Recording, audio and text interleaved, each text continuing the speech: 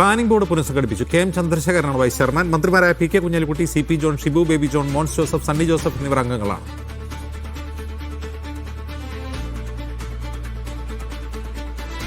സുനിൽ ഐസക് വിവരങ്ങളുമായി ചേരുന്നു. സുനിൽ, ഇതിൽ എക്സ് ഒഫീഷ്യോ അംഗങ്ങളുണ്ടോ?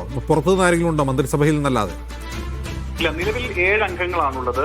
സാധാരണഗതിയിൽ ഒരു പ്ലാനിംഗ് ബോർഡ്, ആസൂത്രണ ബോർഡ് എന്ന് പറയുന്നതിന്റെ കാലാവധി സാധാരണ ആ ഭരണം അവസാനിക്കുന്ന കാലഘട്ടം വരെയാണുള്ളത്. അതുകൊണ്ട് തന്നെയാണ് പുതിയ പ്ലാനിംഗ് ബോർഡ് ഇപ്പോൾ പുനഃസംഘടിപ്പിച്ചിരിക്കുന്നത്. മുഖ്യമന്ത്രിയാണ് സാധാരണഗതിയിൽ പ്ലാനിംഗ് ബോർഡിന്റെ ചെയർമാൻ എന്ന് പറയുന്നത്. കെ എം ചന്ദ്രശേഖരനാണ് വൈസ് ചെയർമാൻ. മന്ത്രിമാരായ സി പി ജോണും, ഷിബു ബേബി ജോണും, മോൻസ് ജോസഫ്, സണ്ണി ജോസഫ് എന്നിവരാണ് നിലവിൽ പ്ലാനിംഗ് ബോർഡിൽ അംഗങ്ങളായിട്ടുള്ളത്.